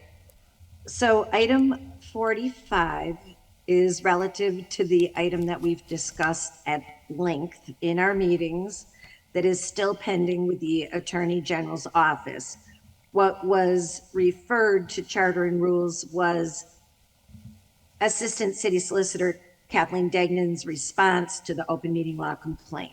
The committee did not wish to offer any recommendation relative to a way to cure the open meeting law complaint. So I will just follow the procedures and policies as established by the open meeting law and the Attorney General's office relative to item 45. Relative to item 46, item 46 was the finding by the Attorney General's office that the open meeting law relative to the June 11th, 2024 minutes that was filed and partly answered in July to a Mr. Superba, and then subsequently answered in March from the Office of the Attorney General on March 5th, which we have discussed earlier in this meeting, which should be addressed and come into compliance with the Attorney General's order tomorrow by City Solicitor Ball. That is item 46. So I believe those items will be addressed otherwise than through the committee. Thank you. Thank you. Is there any other comments, questions? Okay. Motion to adopt the committee report that both items have been complied with. Second. Motion has been made and seconded to adopt the committee report that both items have been complied with. All those in favor? Any opposed? Okay. Motion to take item 47 off the table. Motion's been made and seconded for item 47. The Committee on Charter and Rules, to whom was referred an order that Rule 1C be revised to align with modern practices. 1C reads, all rules and orders of the City Council shall be read by the President of the Council to every newly elected council during the first meeting of that newly elected council, or at any time prior to said first meeting, if the council so agrees. Recommended that the order be adopted. Councilor McGrath-Smith. Thank you. We are just going through some of the rules that maybe need a little tightening up. This is a very simple change.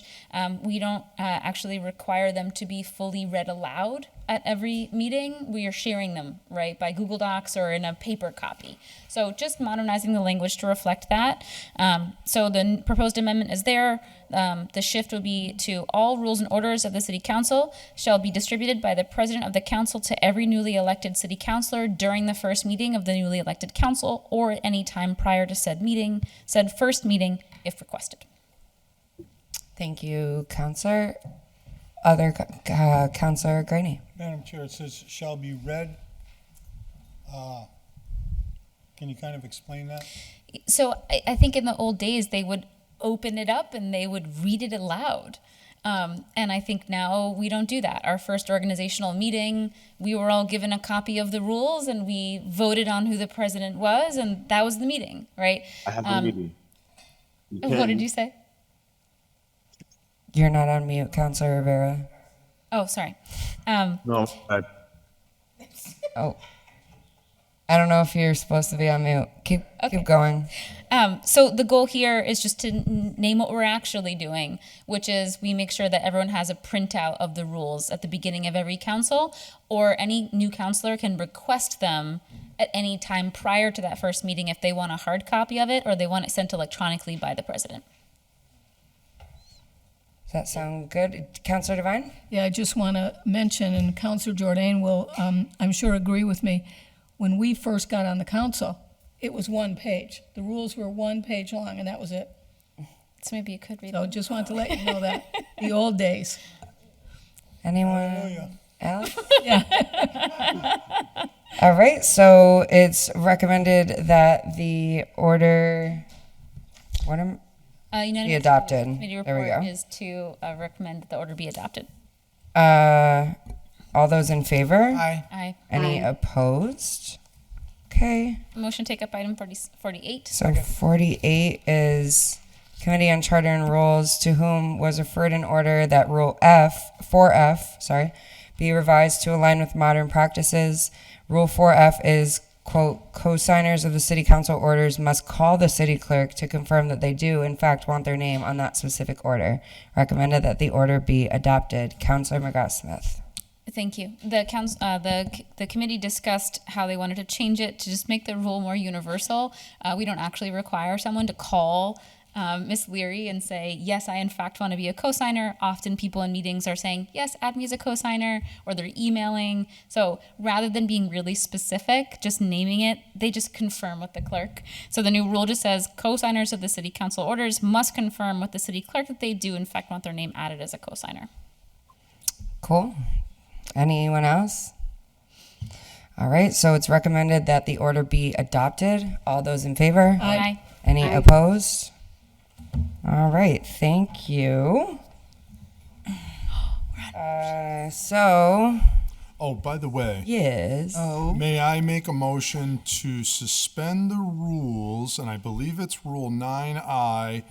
Aren't we having a joint meeting tomorrow on the 16th? We are scheduled to have a joint meeting tomorrow. And would you like that we have a rule suspension to allow that so that two committees can meet at the same time? So that's a great question. If folks want to do that, that's okay. As the president, it's my opinion that that wasn't the intent of that rule.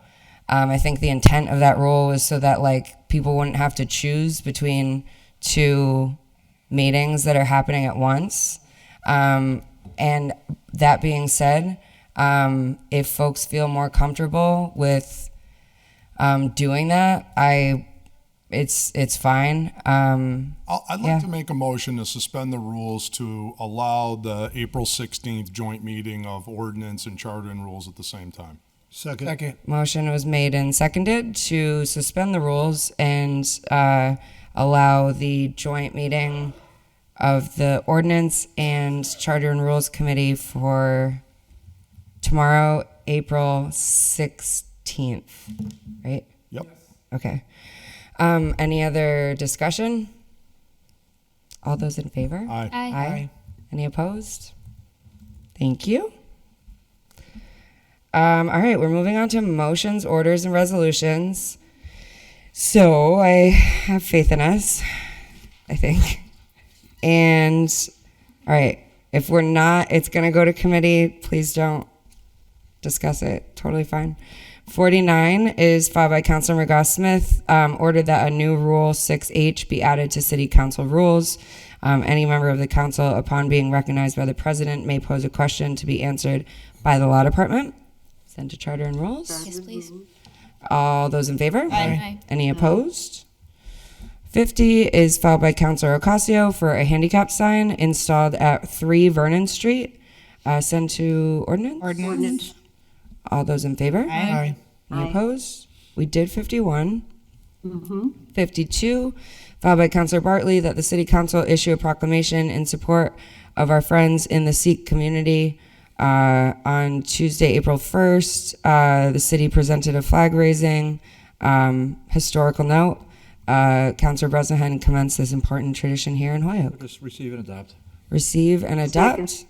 All those in favor? Aye. Any opposed? All right. 53 is filed by Councilor Bartley. You can take 53 and 54 anyhow. I think they're both going to ordinance. Okay. Motion's been made and seconded to suspend the rules and take items 53 and 54 as a package to send to ordinance. Second. 53 is winter parking in Holyoke could be simplified by following ordinance change.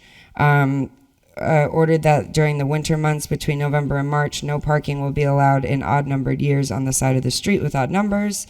In even-number years, no parking will be allowed on side streets with even numbers. And then 54 is filed by Councilor Bartley. The City of Holyoke hereby adopt an ordinance to post prominent signage onto street signs if the street is an unaccepted way. Refer these to ordinance with a copy to DPW and legal. Yep, so moved. All those in favor? Aye. Any opposed? Okay. 55, filed by Councilor Bartley. The condition of Woodland Street along the center line is poor. Have the DPW city engineer determine how to best prevent reoccurrence of potholes. I encourage any at-large councilor to evaluate the condition firsthand. Yeah, I want to receive this and refer it to the Department of Public Works city engineer and ask him to get back to us in a month. Okay, so receive and send to DPW, receive, adopt, and send to DPW, an engineer, and with an update in a month. Councilor Devine? Yeah, I just wanted to mention that Public Safety has already taken this up. And I personally went down that street whenever we were going to have the public safety meeting. And I can tell you, it's not great, but there's other streets in the city that are far worse. So we created what was a paving list in public safety. Okay. So when those minutes come out, we'll be able to see that this street hopefully is on the list. Okay, thank you. All those in favor? Aye. Any opposed? 57, filed by Councilor Bartley. The DPW assessed the best option on how to repair the sidewalk on Northampton Street between West Glen Street and Clark Street. Yeah, I just 56 I think we skipped, so I just Oh, I'm sorry. It's okay, it should have gone Oh. with 55, so. Oh, okay. All right, let me do that again. 56 is the city fixed support conditions on Woodland, provide a recommendation on how to cure the condition long term. Yeah, just 55 and 6 together, just receive and adopt. Receive and adopt, send to DPW. Yes, please. All those in favor? Aye. Any opposed? And I'm sorry, 57, go ahead. Okay, yeah. So 57 is repairing the sidewalk on Northampton Street between West Glen and Clark Street. Yeah, this is the same thing. It's just receive and refer to Public Works and just ask them to get back, city engineer, get back to me in a month or so. Okay. So receive and send to Public Works, hopefully with a response in about a month. All those in favor? Aye. Any opposed? 58 is filed by Councilor Devine. Ordered that the DPW sign department create a sign for St. Florian Way to replace the faded sign currently there. Be received and sent to the DPW in care of Mike Gallagher. Receive, sent to DPW, Mike Gallagher. All those in favor? Aye. Any opposed? How about we do 59 through like 67? That's what my notes are suggesting, I think. Sounds like a plan. Okay. Okay. Go to finance. Oh, okay, and then we'll do 69 through 71 as well. Madam President, Yes, Counselor Sullivan? now, item 71, I'd like to do something different with. Okay, that's fine. I'll go 59 through 67 for right now. And I will read these. Some might argue for the first time, the first reading. I'm just kidding. Just trying to see if you're all awake. 59 is a transfer request, $3,800 from school capital outlay to R&M Public Library. 60 is a transfer request, $847.89 from sick leave buyback to snow, other overtime and personnel equipment. 61 is filed by Counselor Devine, a transfer request of $145,000 from patrolmen and sergeants to capital outlay motor vehicles.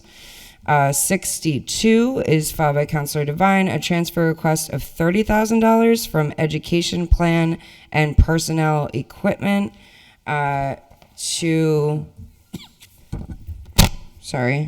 from education plan to personnel equipment. 63 is a transfer request in fiscal year 2025 for $52,000 from captains to R&M other. 64 is a transfer request of $20,000 from Quinn Incentive in-service training to supplies ammunition. 65 is a transfer request of $3,000 from elections officers to postage registrar of voters. 66 is a transfer request of $3,000 from elections officers to equipment, office, and professional supplies. And 67 is a transfer request of $3,000 from elections officers to printing and binding. Send to Finance? Finance. Second. All those in favor? Aye. Any Aye. opposed? 68. Right, yeah. 68 is a transfer request filed by Counselor Devine of $6,806.64 from captain and lieutenants to injured on duty. The attachment did not show the number that this represents. I don't know if anyone else had it. I don't have anything on it. Okay. Is this the police department? Fire, It's fire, okay. pretty sure. I thought we did fire. Yeah, this is police. 72, we did No? 3 firefighters. The only reason I mention that is usually line item 12101 is police and 12201 is fire. That's the reason I believe this is fire department. 68 is the one we're on right now. Could we pass this tonight and have our administrative assistant look and see which department it is in? If that's.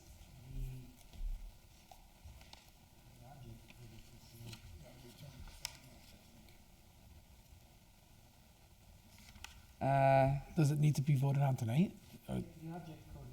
These are the ones that we usually vote on Yeah. the night of.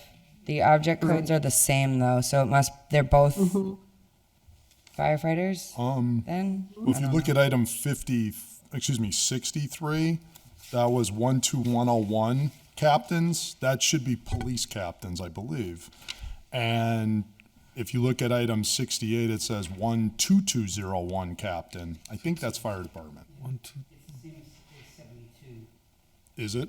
Let's see, 68 and 70. Oh yeah, sorry, that's what I meant. Exactly, and that was fire department. Yeah, Yep, okay. I think you're right. So fire. Yep, fire. Is there a motion this evening? Motion. Motion to pass the first reading? Second. Thank you. Motion's been made and seconded to pass the first reading. All those in favor? Aye. Any opposed? Motion to pass the second reading? Second. Second. Motion's been made and seconded to pass the second reading. The clerk will call the roll. If you vote yes, you're voting to approve this transfer request. Jenny Rivera? Yes. Sullivan, Yes. Bacon, Yes. Anderson Burgos, Yes. Bartley, Yes. Devine, Yes. Givner, Yes. Rainey, Yes. Jordan, Yes. McGrath Smith, Yes. Murphy Ramboletti, Yes. Ocasio, Yes. Israel Rivera. Yes. Unanimous vote. Okay, thank you. 69 and 70, do you want to take up Finance? together? Okay. Yeah. So motion to suspend the rules and take up 69 and 70 together as a package and send to finance. How about 71 too? Counselor Sullivan wants to talk. Oh, that's what, I'm sorry. There's I something. think he's gonna make things exciting. Okay. Maybe. I don't know. As exciting as you can make things. Yeah. Yippee. 69 is 2024 Mass DEP Recycling Dividend Sustainable Materials Recovery Program, $7,800, no match.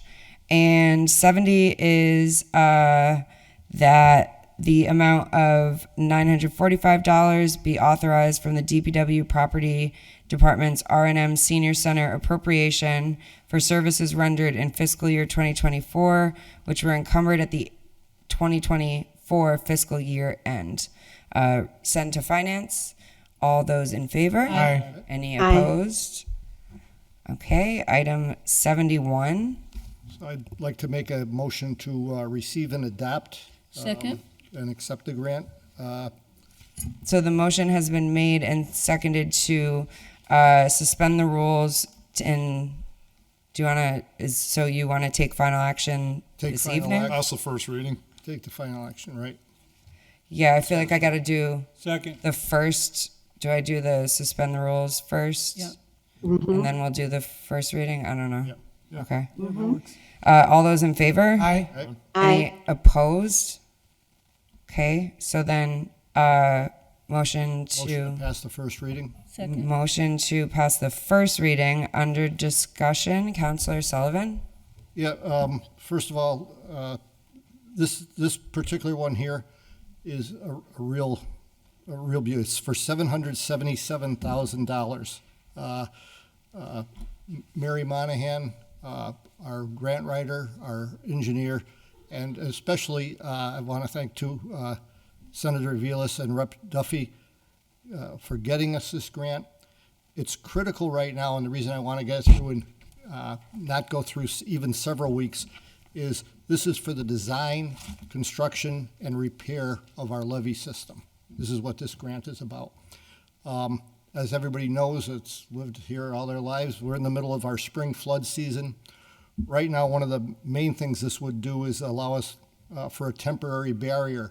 There's a section of the flood wall. I think we were all made aware of this several meetings ago. There was a section of the flood wall was burned and destroyed by a homeless encampment. So that section of the flood wall right now is wide open. We're also in the middle also of our annual review by the Army Corps of Engineers. And it's all critical. It's a no-match grant, and we really need to get moving. Even a couple of weeks right now during flood season, to me, is unacceptable to hold up something of this magnitude. So that's why I'd like to see it go through tonight.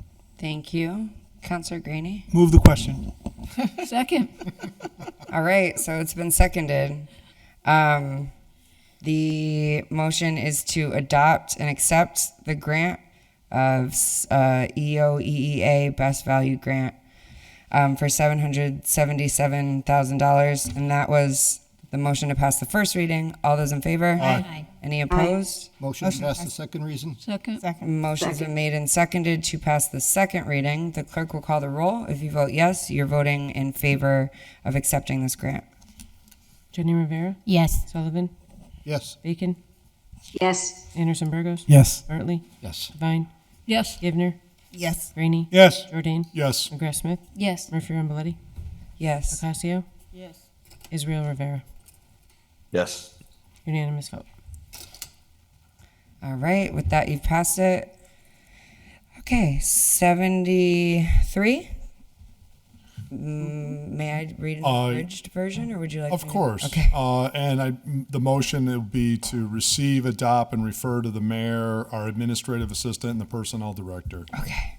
So 73 ordered is filed by Councilor Jordan, ordered that in light of Ordinance 2-71 being adopted, that it be fully enforced, including but not limited to our new vendor Navix's contract information being prominently displayed on our city website and posters hung on all public bulletin boards and at city department offices. Receive and refer to the mayor. And our administrative assistant. And our administrative personnel. assistant. And personnel, sorry, thank you. Second. All those in favor? Aye. Any opposed? Item 74, filed by Councilor Jordan, order refiled from 9/4/2004, when last adopted by the city council and the mayor, that the administrative assistant to the city council coordinate the replacing of city government portraits to the halls of City Hall. Receive, adopt, refer to the mayor and our administrative assistant. Receive, adopt, and refer to the mayor and our administrative assistant. And Jeffrey says that he does have an update for us. So perhaps you want to email it out to us? Or is it quick? Would you like to say it? Go for it. Sure. Use the microphone, though. You get 20. Yeah, so when I saw this agenda item come up, I spoke with Jay and I spoke with Matthew Peterson, because previously I had been told that part of it was that they wanted to do the walls, which is something I had been told several times over the last couple of years. They haven't done the walls. Anyway, what they told me is, Jay told me there was a concern about the plaster not being strong enough to hold them. It was the same plaster that held them for decades. Right. So, you know. But Matthew Peterson said that he thinks that there's a kind of anchor that they can use to make it work. So they're gonna try and make it work. Thank you. Appreciate that, Thank Jeff. you, Stay on Jeffrey. him, Jeff. Yeah. Thank you, Jeffrey. Appreciate you. So all those in favor? Aye. Any opposed? 75 is filed by Councilor Jordan, that Rule 8M be amended as follows. Charter and rules. Charter and rules. All Second. those in favor? Aye. Any opposed? 76, filed by Councilor Jordan, that council rules be amended to ban outright all late filed orders. That'll spark some conversation. I am ready for this one. I took the spirit of what you said. Yeah, man. Yeah, this is Arguing. Charter and rules. an infamous date where I also agree with you on this one. So, charter and rules. All those in favor? Any opposed?